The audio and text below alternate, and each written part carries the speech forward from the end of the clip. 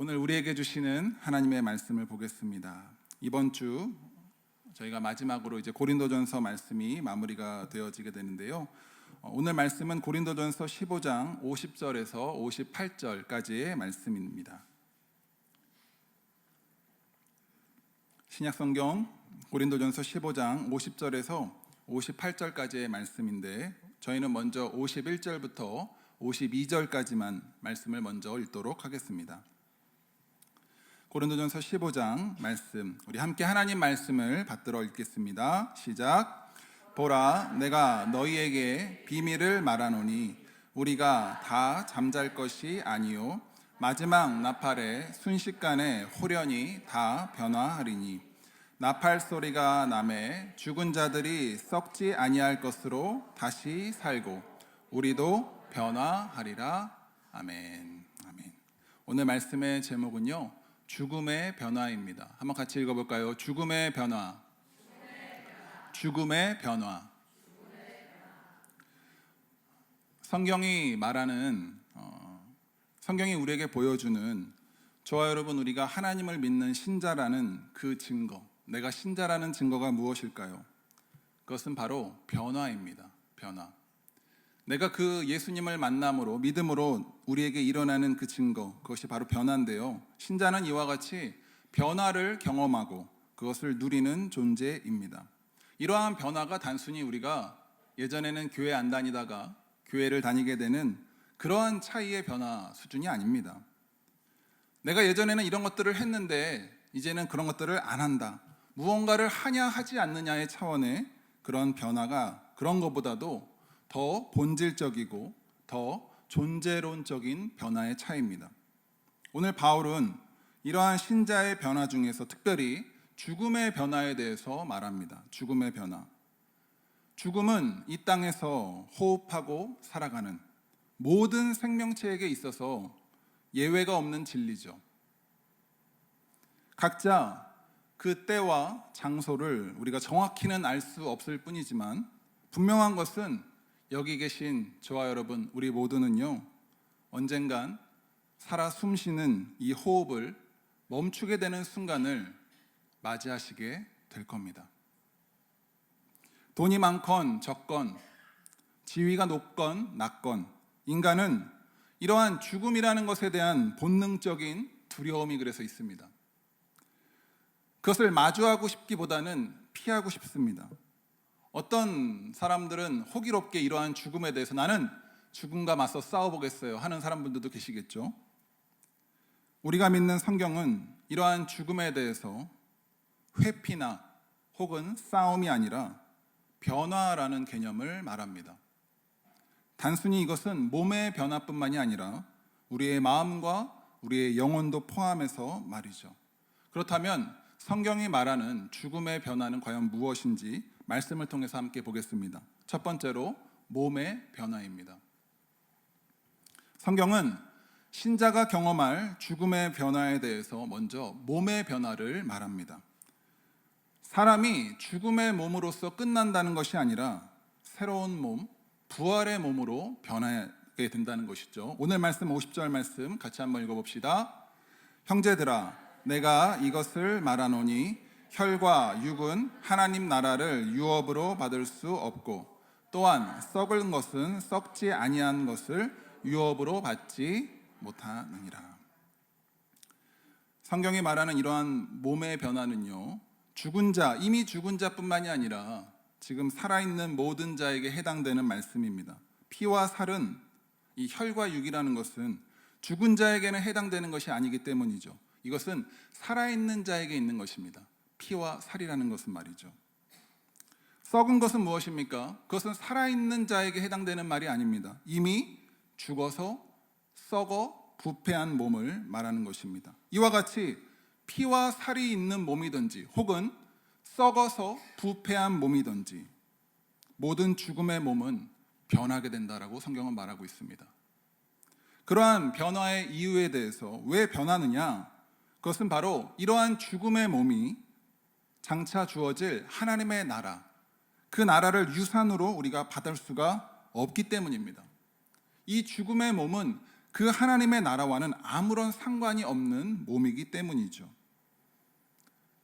신자인 우리가 바라보는 이 하나님의 나라라는 것은 무엇입니까? 하나님의 나라, 그것은 우리가 살고 있는 이러한 세상, 이 차원, 이러한 세상이 돌고 도는, 윤회하는, 창조하고 멸망하고 이것을 반복하면서 도는 그러한 세계가 아닙니다. 그러한 나라가 아닙니다. 하나님의 나라는 이 세상의 나라들, 이 세상의 끝이고 심판이고 세상의 종말 이후에 새 하늘과 새 땅, 새로운 차원, 우리가 이전에 경험해 보지 못했던 그 새로운 차원에 펼쳐질 영원한 나라라고 성경은 말하고 있습니다. 이 하나님의 나라는 이 땅과 같이 사단과 죄가 다스리는 곳이 아닙니다. 사람이 사람을 다스리는 곳도 아닙니다. 그곳은 하나님께서 그분의 완전한 공의와 정의로 그분의 질서로 다스리시는 나라입니다. 그 하나님을 통해서 의와 평화와 기쁨을 누리게 되는 나라입니다. 이제는 우리가 이 땅에 살아갈 때는 그 하나님이 마치 뿌연 거울을 보는 것 같이 그렇게 희미하게 보인 하나님이 그 나라에서는 어떠한 막힘이나 관계에 있어서의 답답함이 없는 친밀한 교제가 있는 나라고, 더 이상 눈물도 슬픔도 고통도 죽음도 죄도 없는 나라입니다. 아직 그 나라는 우리에게 완전히 보여지지 않았지만 성경은 이러한 하나님의 나라가 그분을 믿는 신자에게 이미 임했다라고도 말하고 있습니다. 어디에요? 저와 여러분의 이 마음 안에 이미 임했다고요. 하나님의 나라가요. 오늘 말씀 51절부터 53절 말씀 같이 함께 읽겠습니다. 시작. 보라, 비밀을 말하노니 우리가 다 잠잘 것이 아니요 마지막 나팔에 순식간에 호련히 다 변화하리니 나팔 소리가 나매 죽은 자들이 썩지 아니할 것으로 다시 살고 우리도 변화하리라. 이 썩을 것이 불갑을 썩지 아니할 것을 입겠고 이 죽을 것이 죽지 아니함을 입으리로다. 아멘. 성경이 말하는 이러한 앞서서 살펴본 이 하나님의 나라가 완성되는 때, 그 하나님의 나라가 완성되는 때에 일어날 이러한 우리의 몸의 변화, 그때가 바로 언제죠? 바로 마지막 나팔이 불 때라고 말하고 있습니다. 오늘 15절 말씀에 이렇게 기록하죠. 마지막 나팔에 순식간에, 51절에 순식간에 호련히 다 변할 것이다. 성경은 이 마지막 나팔이 불 때에 대해서 더 자세하게 설명하는데요.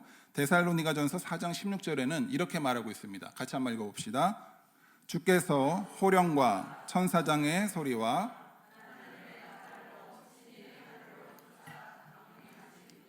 그리스도 안에서 죽은 자들이 먼저 일어나고,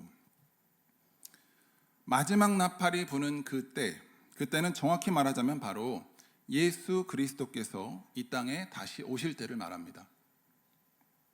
본문에 기록한 오늘 51절 말씀에 순식간에라는 이 말의 원어적 의미를 보면은 사람의 눈동자, 저와 여러분의 눈동자의 움직임, 그 움직임을 말합니다. 저와 여러분의 몸에서 가장 빨리 움직이는 게 뭘까요? 손일까요? 발일까요? 허리일까요? 네, 눈동자잖아요. 눈동자. 얼마나 빨리 움직일지 몰라요. 이 눈동자처럼 순식간에 움직이듯이 그 마지막 나팔이 불 때에 순식간에 이것은 일어나게 된다라고 말하고 있습니다. 이미 죽은 자들, 그리고 그때 살아있는 자들, 그 몸의 변화는 이처럼 우리가 전혀 예상하지 못하는 그리스도의 재림의 순식간에 이루어진다입니다. 바울은 또한 이 본문 앞에서 그때에 일어날 우리의 몸의 변화에 대해서 이렇게 비유로 쉽게 설명하는데요. 35절부터 38절 말씀입니다. 같이 읽겠습니다. 누가 묻기를 죽은 자들이 어떻게 다시 살며 어떠한 몸으로 오느냐 하리니, 어리석은 자여, 너의 뿌리는 씨가 죽지 않으면 살아나지 못하겠고 또 너의 뿌리는 것은 장차 장래 형체를 뿌리는 것이 아니요 다만 밀이나 다른 것의 알갱이 뿐이로되 하나님이 그 뜻대로 저에게 형체를 주시되 그 형체를 주시느니라. 바울은 이 몸의 변화에 대해서 이렇게 쉽게 비유하는데 그것은 바로 씨앗의 비유입니다. 마치 여러분 우리가 씨앗, 예를 들어서 사과나무 씨앗, 사과나무도 처음에는 뭘로부터 시작되죠? 씨앗으로 시작되지 않습니까? 그 씨앗이 땅에 심겨집니다. 그런데 그 씨앗은 언젠가는 그 땅에서 썩고 죽습니다. 그 죽은 씨앗 안에서 원래의 그 씨앗의 형태가 아니라 새로운 생명의 형태가 그 씨앗 안에서 싹을 트고 올라오게 됩니다. 그 싹이 튼 게 자라게 되고 커지게 되고 하면서 결국 그 사과나무 씨앗은 사과나무가 되게 됩니다. 죽은 씨앗으로부터 나온 이러한 식물이 새로운 몸을 입게 되듯이 마지막 나팔을 불 때 죽음의 몸에서 변화될 이 부활의 몸은 이와 같이 우리에게 주어진다라고 성경은 말하고 있는 것입니다. 마치 씨앗 안에서 생명이 탁 터오르게 생겨나게 되듯이 말이죠. 그렇다면 이러한 부활의 몸의 특징은 무엇이 있을까요? 빌립보서 3장 20절 말씀에는 이것을 이렇게 기록하고 있습니다. 함께 읽어봅시다. 시작. 오직 우리의 시민권은 하늘에 있는지라 거기로서 구원하는 자 곧 주 예수 그리스도를 기다리노니 그는 만물을 자기에게 복종케 하실 수 있는 자의 역사로 우리의 낮은 몸을 자기 영광의 몸의 형체와 같이 변케. 성경이 말하는 저와 여러분이 변화될 그 부활의 몸에 대해서 성경은요, 영광의 몸, 누구의 영광의 몸이죠? 바로 예수 그리스도, 그분의 그 영광의 몸의 형체라고 말하게 되는데요, 하나님께서 빚어 탄생케 하신 첫사람 아담, 그 아담이 하나님께 불순종함으로써 죄와 죽음의 몸으로써 첫 열매가 되었듯이 하나님이 동정녀의 몸으로써 탄생케 하신 이 둘째 아담 예수 그리스도, 그분이 이러한 부활의 몸의 첫 열매가 되셨습니다. 우리는 그 예수 그리스도의 십자가의 죽으심과 부활하심을 믿는 자들 아닙니까? 이러한 예수의 부활의 몸, 그것은요, 이전의 몸과는 다른 네 가지의 특성들이 있습니다. 첫 번째로 그것은 더 이상 질병과 죽음, 이 땅의 썩음에 있지 않은 육체입니다.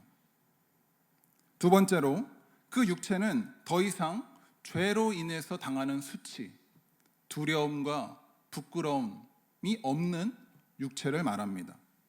세 번째로 그 육체는 더 이상 시험과 유혹에 넘어지고 빠지는 그런 연약함이 없는 육체를 말합니다. 마지막으로 네 번째는 그 육체는 우리가 살아가고 있는 이러한 현재의 시간과 공간의 영역, 그 차원 안에 있는 묶여있는 그러한 차원의 한계를 초월하는 육체입니다.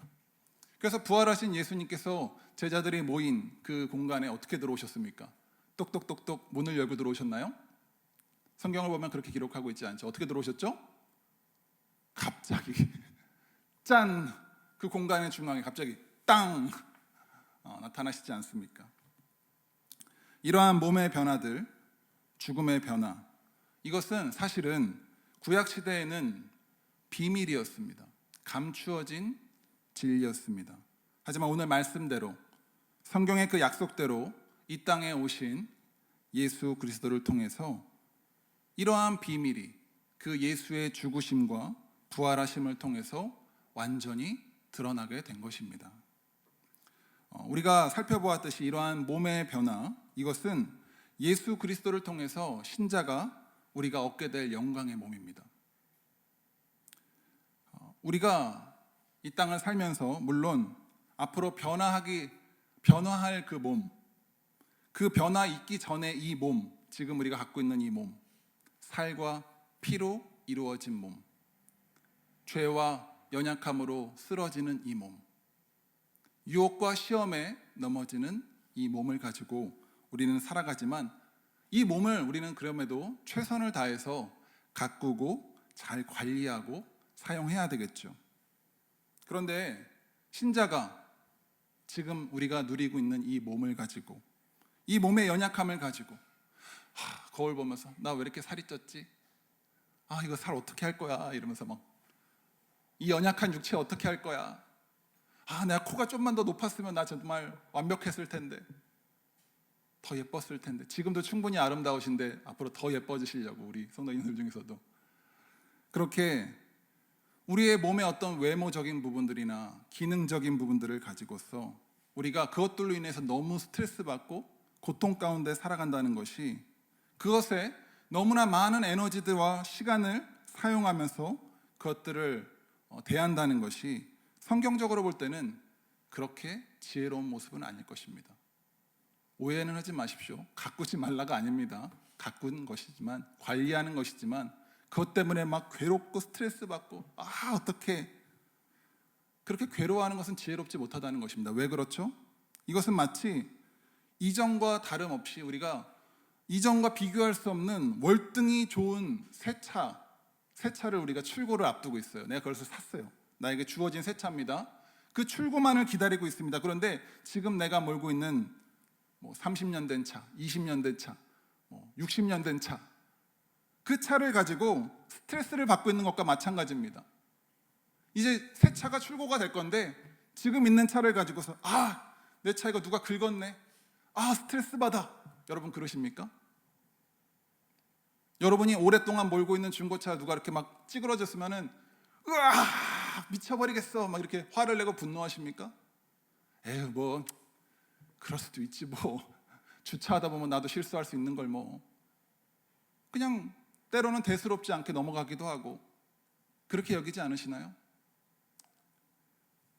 새 차가 아닌 중고차를 몰면서 극심한 스트레스를 받는 사람은 잘 없겠죠. 오히려 앞으로 출고될 그 새 차를 기대하며, 그 새 차는 어떤 기능들이 있을까? 그 차에 필요한 물품은 무엇일까? 그것들을 준비하고 기대하겠죠. 이처럼 이러한 몸의 변화, 성경이 말하는 이러한 몸의 변화를 믿는 신자는 지금 우리에게 있는 이 몸보다 앞으로 다가올 그러한 몸의 변화를 기대하고 소망하며 준비하는 자인 것입니다. 두 번째로 마음의 변화를 보겠습니다. 죽음의 변화 중에 두 번째, 마음의 변화입니다. 이것은 단순히 우리의 몸의 변화만이 아닙니다. 죽음의 변화는 단순히 우리의 몸의 변화뿐만이 아니라 우리의 마음의 변화이기도 합니다. 앞에서 설명드린 것처럼 죽음 앞에서는 그 어떤 것들도 힘을 잃어버립니다. 아무리 많은 돈도, 아무리 뛰어난 재능도, 아무리 강한 힘도, 건강도 모든 것을 잃고 무기력해버립니다. 그렇기 때문에 세상의 그 어떤 사람조차도, 젊은 사람도, 노인도 이 죽음을 두려워하지 않는 사람은 없습니다. 혹시 여러분 중에서, 이 자리에 계신 분들 중에서 목사님, 저는 죽음이 두렵지 않아요 하시는 분 계십니까? 한번 손 들어 보시겠습니까? 나는 죽음이 두렵지 않습니다. 혹시 그런 분이 계시다면 그런 분, 오늘 지금 당장 죽으셔도 괜찮으시죠? 죽음이 무섭지 않으신 분들은 지금 당장 만약에 우리가 예배 끝나고 가다가 확 깨까닥 죽어버려도 전혀 두렵지 않으시죠? 여러분, 사람에게 있어서 무서움과 공포를 그 사람에게 주는 거, 죽음만큼 효과적인 것은 없습니다. 이 죽음 앞에서는 모든 것들을 사람은 다 내려놓습니다. 누군가를 공포스럽게 하기 위해서, 누군가를 두렵게 하고 싶으십니까? 그럼 이 말만 한마디 하시면 됩니다. 그 사람한테. 저를 한번 따라해 보시겠습니까? 너 그러다 죽어. 이 말 한마디면 상대방은 나한테 왜 그러세요? 막 이러면서 막 난리실 겁니다. 너 그러다 죽어. 이 말 한마디면. 인간이 만드는 스릴러, 공포 영화에는 그래서 항상 무엇이 등장하죠? 이 죽음이라는 것이 등장합니다. 죽음이 안 등장하는 공포 영화가 있나요? 그렇지 않죠. 무서움, 두려움, 공포, 이 모든 것들이 죽음 앞에서의 공통된 사람들의 마음이기 때문이죠. 그런데 오늘 우리가 본문을 보게 되면 죽음을 대하는, 죽음을 바라보는 이 마음이 너무나 달라 보입니다. 54절부터 57절까지 말씀 함께 읽어봅시다. 54절부터 57절 시작.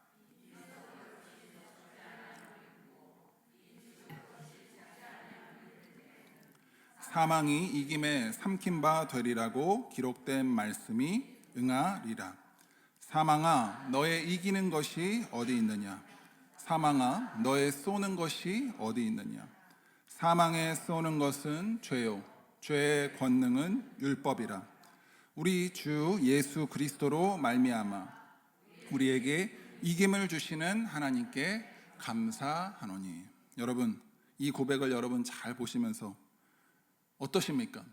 이러한 말이 죽음을 막 무서워요, 죽음이 무서워요, 두려워요, 그런 마음 같아 보이십니까?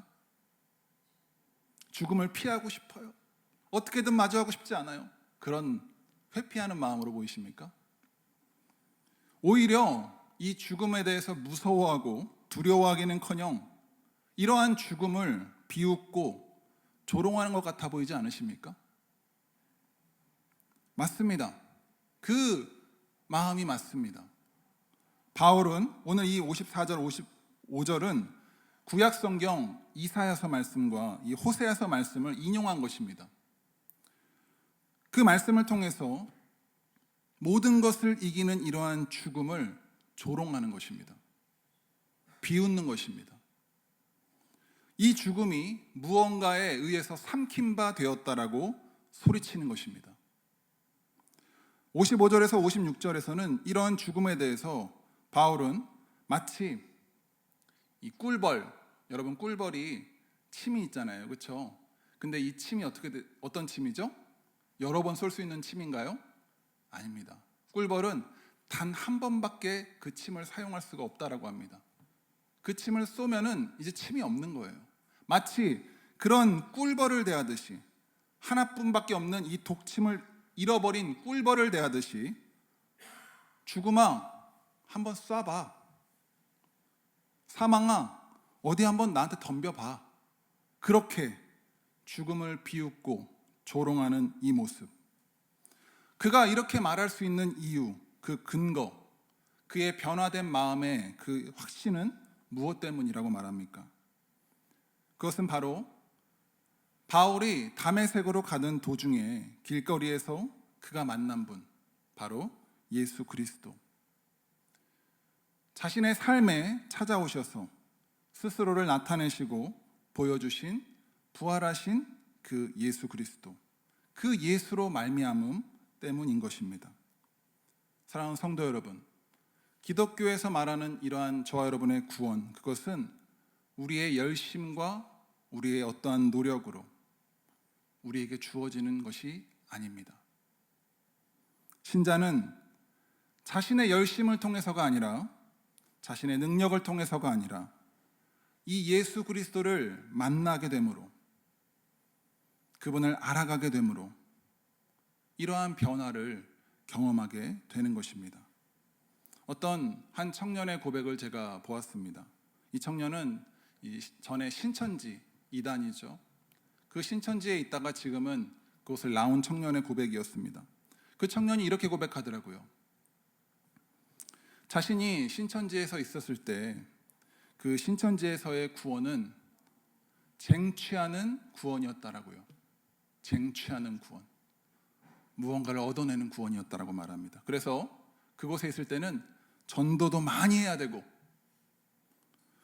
열심히 공부해서 시험을 통과해야지만 되고, 헌금도 많이 해야 되고, 남들보다 뛰어난 성과를 거둬야지만 구원을 얻을 수 있었다고 말이죠.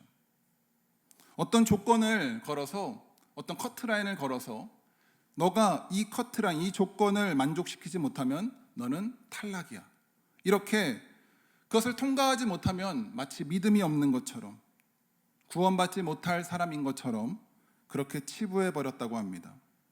신천지에 있었을 때는 그래서 자신은 그 단체 안에서 평안이라는 단어를 들어보질 못했다고 하죠. 평안이라는 단어가 거기에 없었다고 합니다. 왜 그렇죠? 끊임없이 무언가를 해야 되니까요. 끊임없이 노력해야 되고 열심을 내야만 했으니까요. 주어지는 평안이라는 단어는 금기시되었다라고 말했습니다. 그런데 이 청년이 어느 날 예수를 만났습니다. 그 예수를 만남으로 그 신천지에서 벗어나게 됐는데, 그때 그가 이 예수를 만나게 되고 나서 알게 된 것이 바로 이것이었다고 합니다. 내가 그렇게 얻으려고 했던 구원, 내 삶의 구원, 쟁취하려고 했던 그 구원, 하나님은 그 구원을 예수를 통해서 나에게 값없이 주셨구나. 내가 뭘 잘해서가 아니라, 내가 대단해서가 아니라, 여전히 난 죄인인데, 연약한데, 그럼에도 불구하고 하나님은 그 예수를 나에게 그냥 주셨구나. 한번 여러분 따라해 보시겠어요? 그냥 주셨다. 그냥 주셨다. 여러분, 이 그냥이라는 말, 우리가 신앙생활하면서 우리가 잊지 말아야 될 말입니다. 물론 그 안엔 여러 가지 의미가 있죠. 하나님이 저와 여러분을 사랑하시니까 그냥 주신 겁니다. 사랑하시니까 그냥 주고 주신 것이죠. 이것이 바로 신자가 누릴 평안입니다. 아무런 죄가 없으신 하나님의 아들 예수 그리스도께서 그분을 알지 못하고 불순종하는 우리를 위해서 우리의 모든 죄와 그 짐을, 이 땅의 모든 짐을 지고 십자가에서 죽으심으로, 그리고 부활하심으로 우리는 사망으로부터의 변화를 얻게 되었습니다. 구원을 얻었습니다. 그분을 핍박했던 그러한 자신에게 값없이 주어진 이 구원, 이 복음 앞에서 바울은 감격하고 그 주님 앞에 항복한 것입니다. 이 복음을 아는 신자는 죽음 앞에서 그렇기 때문에 더 이상 두려움이 아니라 그 예수로 인하여서 감격하고 감사하게 되는 놀라운 마음의 변화를 얻게 됩니다. 그 예수로 인하여서 이제는 사망을 사망시키고 죽음을 조롱하고 밟아버리게 되는 것입니다.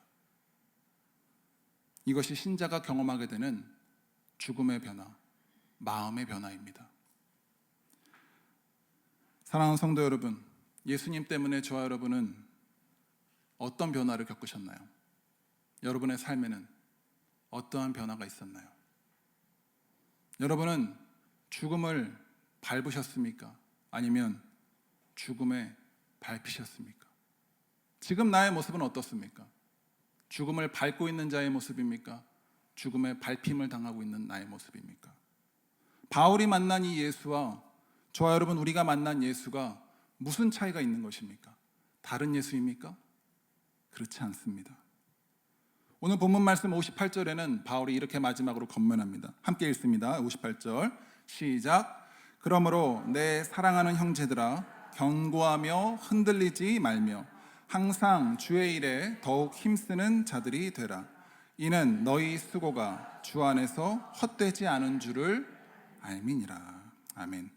당시 이 고린도 교회 성도들 중에서는 이러한 죽음의 변화를 알지도 못하고 경험하지도 못하고 살아가던 자들이 있었습니다. 부활이 없는 이 죽음 앞에서 그들의 신앙은 견고하지 못했고, 바울이 말하는 것처럼 순간순간 삶의 현장 속에서 이리 흔들 저리 흔들거렸습니다.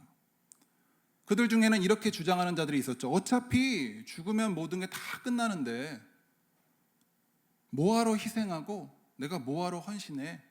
그냥 즐겨. 오늘을 즐기자. 주님의 말씀을 통해서 살아가기보다는 하나님을 사랑하고 이웃을 사랑하는 마음으로 모든 일에 있어서 내가 어떻게 살아갈 것인가에 대해서 힘쓰기보다는 세상과 다름없이 남들보다 무엇을 더 많이 누릴 것인가, 더 좋은 것을 얻을 것인가, 남들과 비교하며 그 남들처럼 난 어떻게 살아갈 것인가, 혹은 그 남들보다 난 어떻게 더 좋은 자리로 갈 것인가, 비교하고 경쟁하는 이런 현실 속에서 즐기고 사는데 힘을 쏟는 그러한 인생을 고린도 교회 성도들은 살았습니다. 성경이 말하는 이러한 죽음의 변화, 저와 여러분의 몸의 변화뿐만이 아니라 이러한 마음의 변화까지, 이 죽음의 변화를 우리가 알지 못하면 신자는 다음과 같은 행동과 고백을 하게 됩니다. 뭐니 뭐니 해도 건강이 최고야.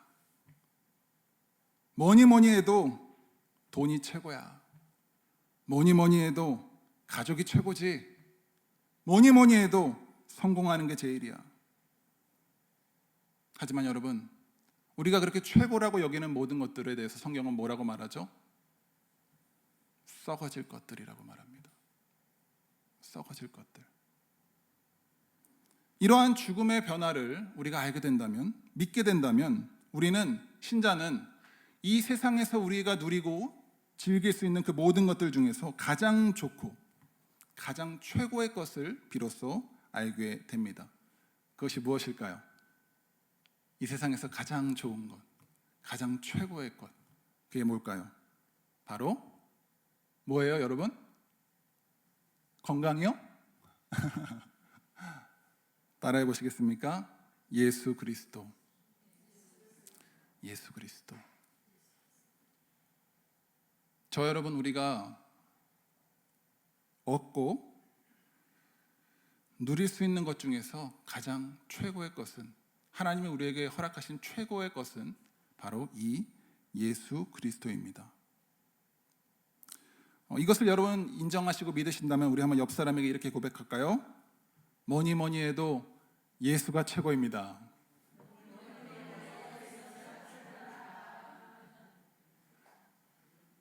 다른 어떤 것을 우리가 붙이는 것이 아니라 뭐니 뭐니 해도 예수가 최고요, 이 말을 비로소 할 수 있게 되는 이유는 죽음의 변화를 우리가 알게 됐기 때문입니다. 바울은 이러한 신자에게 더 이상 여러분 건강, 돈, 성공, 이 땅의 것이 아니라, 이 땅의 것을 무시하라는 말이 아니라 그것만을 쫓아서 살기보다 주의 일에 힘쓰라고 말합니다. 여기서 말하는 이 주의 일이라는 것은 우리가 생각하는 것처럼 단순히 교회에서 행하게 되는, 성전에서 행한 여러 봉사, 어떤 헌금 생활, 그런 종교 생활을 말하는 것이 아닙니다. 자신의 열심으로 남으로부터 인정과 칭찬받기 위해서 스스로의 유익 때문에, 이익 때문에 행하는 그런 힘씀과 애씀도 아닙니다. 바울이 말하는 주의 일은 모든 것에 있어서 이 예수가 출발이 되는 것입니다. 동기가 되는 것입니다. 그 예수로 인해서 모든 것을 행하는 것을 말합니다. 장사를 하든 일을 하든 설거지를 하든 무엇을 하든 예수로 인해서, 예수와 함께, 예수를 통해서 하는 그 모든 일들을 말이죠. 지난주 우리가 설교에서 나누었듯이 여러분, 신자의 공식이 있잖아요, 그렇죠? 성경이 말하는 공식. 우리가 이 땅에서 가로 앞에 무슨 일을 하든지 유창한 방언과 구제와 자기 희생과 그 모든 것들을 할지라도 그 안에 주님을 향한 사랑, 주님의 사랑이 없다면 그것은 결국 뭐가 된다고요? 빵이 되는 것입니다. 빵. 헛수고하면 안 되지 않습니까? 우리가 기껏 힘들게 했는데 그 모든 게 다 공든탑처럼 와르르 무너지면 안 되지 않습니까? 성경은 우리에게 분명히 말합니다. 주님의 사랑이 없으면 너희에게 아무런 유익이 없느니라. 죽음의 몸에서 부활의 몸으로, 공포와 두려움에서 기쁨과 승리, 감사하는 이러한 마음의 변화로, 그러한 죽음의 변화를 우리에게 주신 이 예수 그리스도, 그분을 통해 그 변화를 경험한 자들이 이 땅을 살면서 때로는 여러 가지 힘든 일을 만나고 답답한 상황을 만나고 수없이 어렵고 힘든 일들 가운데서도 이 예수를 붙잡고 포기하지 않는 이유는 무엇입니까? 그분을 사랑함으로 행한 모든 일들이 주 안에서 헛되지 않다이기 때문입니다. 세상에서 우리가 행한 모든 일들, 주님 없이 행한 모든 일들은 다 전도서의 말씀처럼 헛되고 헛되니 헛되도다. 하지만 비록 작은 것일지라도 그 주님을 붙잡고 그분의 사랑 안에서 거하며 우리가 행한 모든 일들은 작은 일일지라도 천국에서 그 하나님의 나라에서 반드시 기억되고 상급으로 저와 여러분 우리에게 주어질 것을 우리는 믿습니다. 이러한 수고는 결코 헛되지 않은 것입니다. 마지막 날 반드시 성경이 약속하는 이 죽음의 변화, 부활이 있기 때문이고 이 땅의 나라가 아닌 하나님의 나라에서 그 수고들이 상급이 되기 때문입니다. 오늘 말씀의 결론입니다. 죽음의 변화입니다. 앞에서 우리가 보았듯이 예수를 따라가는 그분의 팔로워인 신자는 모든 것에서 변화라는 것을 경험하게 되는 존재입니다. 이러한 변화, 전에는 우리가 이 실패라는 것을 대할 때도 우리가 가졌던 생각들이 예수 안에서는 이러한 실패가 변화되죠. 고난이라는 거 전에는 재수없고 운이 더럽게 없는, 왜 나에게만 이런 고난이냐고 그렇게 외쳐댔던 우리들이 이 예수라는 그 필터링 안에서 그 고난이라는 개념이 변화되죠. 성공이라는 것도 마찬가지입니다. 세상에선 그렇게 성공하고 싶어 그렇게 외쳐댔던 것들이 예수 그리스도 안에서 이러한 세상의 성공에 대해서 그 개념이 바뀌어지게 되죠. 죽음도 마찬가지입니다. 지금도 세상의 많은 사람들은 이 죽음에 대해서 저마다의 방식으로, 저마다의 방법으로 생각하고 행동합니다. 세상은 죽음을 끝이라고 말합니다. 하지만 성경이 말하는 죽음은 신자에게 있어서 두려움이 아니라 변화입니다. 죽음은 두려움이 아니라 변화입니다. 인간의 모든 인생, 이 땅에서의 삶의 모든 순간뿐 아니라 그 모든 것이 끝나는 이러한 죽음까지도 성경은 복음을 말합니다. 기쁜 소식을 말합니다. 그 복음은 바로 무엇입니까? 저와 여러분 우리가 믿는 예수 그리스도, 그분이 사망을, 죽음을 이기셨다는 것입니다. 사망을 삼키셨다는 것입니다. 마지막 순간 그 죽을 몸이 아니라 우리는 그분의 그 영광의 몸, 부활의 몸으로 반드시 변화하게 된다입니다. 성경이 말하는 이러한 죽음의 변화에 대해서 신자인 우리는 무엇을, 어떻게, 어떤 방법으로 준비하고 있습니까? 우리는 죽음을 향해서 가는 자가 아니라 부활의 변화를 향해서 가고 있는 사람들입니다. 이러한 신앙이 우리 안에 있을 때 저와 여러분의 우리의 현재의 삶은 바뀌어지게 됩니다. 주님 안에 거하는 인생, 예수 그리스도의 사랑으로 섬기며 수고하게 됩니다. 그것이 바로 다가올 미래를 준비하는 자인 것입니다. 사랑하는 성도 여러분, 저와 여러분 우리 모두가 오늘 성경이 말하는 이 고린도전서의 마지막 내용인 우리가 언젠가 반드시 맞이하게 될 이 죽음의 변화를 알고 그것을 누리고 얻게 되는 미래를 준비하는 자 되시기를 주님의 이름으로 축원합니다. 이 시간 그러한 놀라운 변화의 일들을 우리가 바라보고 그 일들을 행하신 그 예수 그리스도를 우리가 찬양하며 함께 기도의 자리로 나아가겠습니다.